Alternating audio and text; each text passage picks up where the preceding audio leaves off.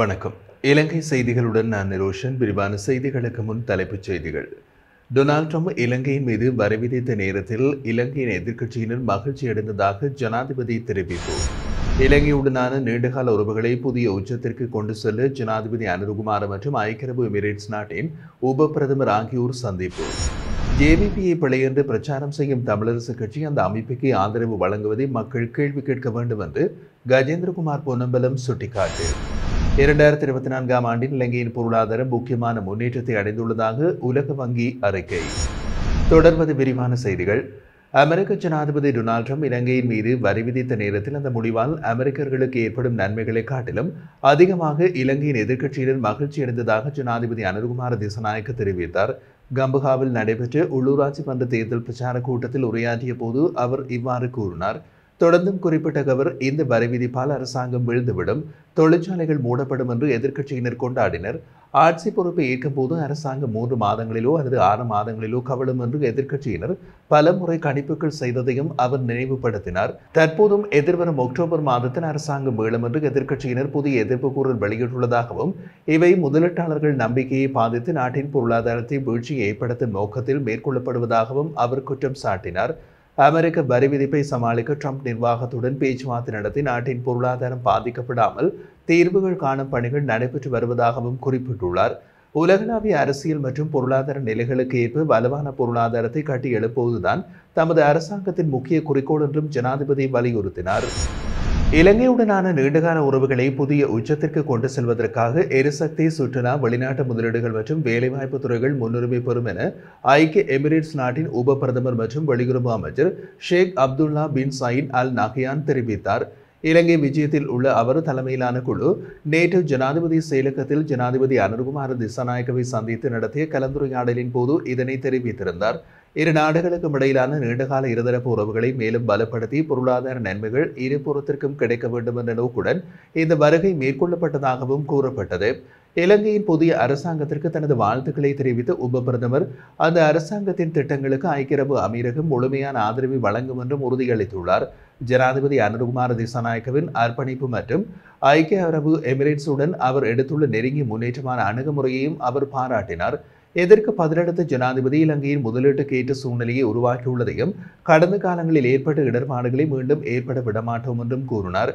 முதலீடுகளை பாதுகாக்கும் வகையில் தேவையான சட்ட திருத்தங்களை மேற்கொள்ளவும் அவர் உறுதியளித்திருந்தார். இலங்கையில் கடன் மறுசீரமைப்பு மற்றும் பொருளாதார ஸ்திரத்தன்மை நோக்கில் அரசாங்கம் மேற்கொண்டுள்ள நடவடிக்கைகள் குறித்து விளக்கமளித்த ஜனாதிபதி, துறைமுகங்கள், நகர அபிவிருத்தி, சுற்றுலா, எரிசக்தி மற்றும் போக்குவரத்து துறைகளில் முதலீட்டு வாய்ப்புகள் உள்ளன என்றும் தெரிவித்திருந்தார். பிராந்தியத்தின் சிறந்த முதலீட்டு மற்றும் சுற்றுலா மையமாக இலங்கையை மாற்றுவதே புதிய அரசாங்கத்தின் முக்கிய இலக்கம் என்றும் அவர் வலியுறுத்தினார். இலங்கைக்கான இந்திய உயர்ஸ்தானிகர் சந்தோஷ்யா முக்கியமான அரசியல் சந்திப்புகளில் ஈடுபட்டுள்ளார். இதில் ஜேவிபியின் பொதுச் செயலாளர் டில்வின் சில்வா மற்றும் முன்னாள் ஜனாதிபதிகள் ரணில் விக்ரமசிங்க மற்றும் மஹிந்த ராஜபக்ச ஆகியோரை அவர் சந்தித்தார். இந்திய உயர்ஸ்தானிகர் ஆலயத்தின் சமூக வலைதள பதிவின்படி டில்வின் சில்லாவுடன் நடைபெற்ற சந்திப்பின் போது பிரதமர் நரேந்திர மோடியின் இலங்கை விஜயத்திற்கு பின்னரான இலங்கை இந்திய உறவுகளின் வலிமை மற்றும் திசை மாற்றங்கள் குறித்து உரையாடல் இடம்பெற்றுள்ளது. இரு நாடுகளும் பரஸ்பர நன்மைகளை நோக்கி ஒருங்கிணைந்த முறையில் செயல்படும் வழிகள் குறித்து முக்கியமாக பேசப்பட்டதாகவும் தெரிவிக்கப்படுகிறது. முன்னாள் ஜனாதிபதி ரணில் விக்ரமசிங்கவோடு இடம்பெற்ற சந்திப்பின் போது இருதரப்பு கூட்டாண்மையில் அண்மையில் ஏற்பட்ட முன்னேற்றங்கள் குறித்து சந்தோஷ்யா விளக்கம் அளித்தார். இந்தியா இலங்கை உறவுகளின் ஆழமான வரலாறு மற்றும் எதிர்காலத்தின் புதிய வாய்ப்புகள் குறித்தும் அவர்கள் கலந்துரையாடியுள்ளனர். முன்னாள் ஜனாதிபதி மஹிந்த ராஜபக்சவுடனான சந்திப்பிலும் இந்தியா இலங்கை உறவுகளில் ஏற்பட்ட சமீபத்திய முன்னேற்றங்கள் குறித்து விசேட கவனம் செலுத்தப்பட்டது. மேலும் உலகளாவிய முன்னேற்றங்கள் மற்றும் வளர்ச்சி வாய்ப்புகளுக்கு ஏற்ப பல்துறை தளங்களில் விரிவாகும் இந்த உறவுகள் குறித்தும் கலந்துரையாடல்கள் நடைபெற்றன. இந்த சந்திப்புகள் இந்தியா மற்றும் இலங்கையில் எதிர்கால ஒத்துழைப்புக்கு உறுதியான அடித்தளத்தை அமைக்கின்றன எனவும் இரு நாடுகளுக்கு இடையிலான உறவுகளை மேலும் பலப்படுத்தும் நோக்கத்துடன் இடம்பெற்றன என்றும் கூறப்படுகிறது. ஜேவிபியினை பிழையென்று பிரச்சாரம் செய்யும் தமிழரசு கட்சி அதே நேரத்தில் அந்த அமைப்புக்கு ஆதரவு வழங்குவதை மக்கள் கேள்வி கேட்க வேண்டும் என்று அகில இலங்கை தமிழ் காங்கிரசின் தலைவர் கஜேந்திரகுமார் பொன்னம்பலம் தெரிவித்துள்ளார். ஜேவிபி பிழை என்றால் அதன் கொள்கைகளை ஏற்றுக்கொள்கின்ற தமிழரசு கட்சி சரியான பாதையில் நடக்கிறதா என்பதை மக்கள் சிந்திக்க வேண்டும் என்றும் அவர் வலியுறுத்தியுள்ளார். அவர் கலந்து கொண்டிருந்த கூட்டம் நேற்றைய தினம் கல்குடா தொகுதியில் ஏறாவூர் பெற்ற பிரதேச சபைக்கான வேட்பாளர் அறிமுக விழாவாகும். இந்த உள்ளூராட்சி மன்ற தேர்தலில் அகில இலங்கை தமிழ் காங்கிரசும் தமிழ் மக்கள் பேரவையும் இணைந்து போட்டியிடுகின்றன. இதற்காக சைக்கிள் சின்னத்தில் போட்டியிடும் வேட்பாளர்களை அறிமுகப்படுத்தும் நிகழ்வு தமிழ் தேசிய மக்கள் முன்னணியின் தேசிய அமைப்பாளர் தர்மலிங்கம் சுரேஷ் தலைமையில் நடைபெற்றது. இந்த நிகழ்வில் கஜேந்திரகுமார் பொன்னம்பலத்துடன் தமிழ் மக்கள் பேரவையின் தலைவர் ஸ்ரீகாந்தா, தமிழ் தேசிய மக்கள் முன்னணியின் பொதுச் செயலாளர் செல்வராசா கஜேந்திரன் மற்றும் சட்டத்தரணி சுகாஸ் உள்ளிட்ட பல முக்கிய தலைவர்கள் பங்கேற்றிருந்தார்கள். அங்கு உரையாற்றியிருந்த கஜேந்திரகுமார் பொன்னம்பலம் கடந்த பாராளுமன்ற தேர்தலில் தமிழ் மக்கள் தங்கள் தேசிய கோட்பாட்டிலிருந்து விலகியதாக சில தூதரகங்கள் கூறுவதை திட்டவட்டமாக மறுத்துள்ளார். மக்கள் சக்தி என்ற பெயரில் செயற்படும் ஜேவிபி வடகிழக்கில் தமிழ் மக்களின் ஆதரவை பெறவில்லை என்பது தெளிவாகிறது. எதிர்வரும் தேர்தலில் தமிழ் மக்கள் தங்கள் தேசிய நிலைப்பாட்டில் உறுதியுடன் நிற்கிறார்கள் என்பதை வெளிப்படுத்த வேண்டிய அவசியம் என்றார். ஜேவிபி தெற்கில் 70% வாக்குகளை பெற்றிருக்கலாம், ஆனால் அதே ஆதரவை வடக்கு கிழக்கிலும் பெறலாம் என்று நியாயம் நிலவுகின்றது. இதனை எதிர்த்து நாங்கள் செயல்பட வேண்டிய கட்டாயம் உள்ளதாகவும் அவர் குறிப்பிட்டிருந்தார். 2024ஆம் ஆண்டில் இலங்கையின் பொருளாதாரம் முக்கியமான முன்னேற்றத்தை பெற்றுள்ளதாக உலக வங்கி தெரிவிக்கிறது. கடந்த வருடம் 4.4% வளர்ச்சி ஏற்படும் என்று எதிர்பார்க்கப்பட்ட நிலையில் நடைமுறையில் அது 5% உயர்ந்துள்ளதாக கூறப்படுகிறது. இந்த வளர்ச்சிக்கு முக்கிய காரணமாக கைத்தொழில் துறை மற்றும் சேவை துறைகளில் ஏற்பட்ட முன்னேற்றம் குறிப்பிடப்படுகிறது. குறிப்பாக கட்டுமானத் துறையும் சுற்றுலாத்துறையும் சிறப்பான வளர்ச்சியினை கண்டுள்ளன என்று உலக வங்கி தெரிவிக்கின்றது. அதே நேரத்தில் 2025ஆம் ஆண்டில் வளர்ச்சி வீதம் சற்று மந்தமாக 3.5% இருக்கும் என்றும் அந்த அறிக்கையில் கூறப்பட்டுள்ளது.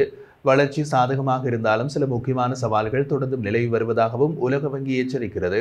பொருளாதாரம் மீளும் நிலையில் இருந்தாலும் மக்கள் பலர் இன்னமும் கடும் சிரமங்களை எதிர்கொண்டு வருகிறார்கள். குடும்பங்களின் வருமானமும் வேலைவாய்ப்பும் நெருக்கடிக்கு முந்தைய நிலைமையை விட குறைவாக உள்ளது என்றும் அதில் கூறப்பட்டுள்ளது. 2024இல் வறுமை வீதம் 25.4% என்று உயர்ந்துள்ளது. வேலைவாய்ப்பிற்காக வெளிநாட்டுக்கு செல்பவர்களின் எண்ணிக்கை அதிகரித்ததால் உள்நாட்டு தொழில் சந்தை அழுத்தத்தை எதிர்கொண்டுள்ளது என்றும் உலக வங்கி குறிப்பிடுகிறது. இலங்கை பொருளாதாரம் எதிர்பார்த்ததை விட வலுவாக மீள்கின்ற போதிலும் நாட்டில் பலர் இன்னமும் வறுமையில் சிக்கியுள்ளனர். எனவே பொருளாதார மீட்சி அனைவருக்கும் பயனுள்ளதாக அமைய பாதிக்கப்பட்ட சமூகங்களுக்கு ஆதரவளிக்கும் வேலைவாய்ப்புகளை உருவாக்கும் வகையில் கொள்கைகள் வகுக்கப்பட வேண்டும் என்று இலங்கைக்கான உலக வங்கியின் வதிவிட பிரதிநிதி வலியுறுத்தியுள்ளார். சமூக செயற்பாட்டாளர் டான் பிரியசாத் சுட்டுக் கொல்லப்பட்ட சம்பவம் தொடர்பாக 3 சந்தேக நபர்கள் கைது செய்யப்பட்டுள்ளனர். இந்த வழக்கை விசாரணை செய்யும் பொருட்டு 6 தனித்தனி போலீஸ் குழுக்கள் நியமிக்கப்பட்டுள்ளதாகவும் அதிகாரப்பூர்வமாக தெரிவிக்கப்படுகின்றது. இந்த கொலை ஒழுங்கமைக்கப்பட்ட குற்ற கும்பலான கஞ்சிபான இம்ரானின் குழுவினரால் மேற்கொள்ளப்பட்டிருக்கலாம் என்று போலீசார் சந்தேகம் வெளியிட்டுள்ளனர். இந்த சம்பவம் நேற்று இரவு வெள்ளம்பட்டியில் உள்ள லக்சந்த செவன் அடுக்குமாடி குடியிருப்பு வளாகத்தின் மேல் மாடியில் இடம்பெற்றது. அங்கு நடைபெற்றிருந்த விருந்தின் போது மோட்டார் சைக்கிளில் வந்த இருவர் டான் பிரியசாத் மீது துப்பாக்கி சூடு நடத்திவிட்டு தப்பியோடியதாக போலீசார் தெரிவித்தனர். துப்பாக்கி சூடு பிஸ்டல் ரக ஆயுதம் மூலம் மேற்கொள்ளப்பட்டதாகவும் பலத்த காயங்களுடன் டான் பிரியசாத் கொழும்பு தேசிய வைத்தியசாலையில் அனுமதிக்கப்பட்டதாகவும் கூறப்படுகிறது. அவரது தோள்பட்டை பகுதியில் 2 துப்பாக்கி பாய்ச்சல்களும் மார்பு பகுதியில் மேலும் 2 துப்பாக்கி சூடுகளும் காணப்பட்டதாக வைத்தியசாலை வட்டாரங்கள் தெரிவிக்கின்றன.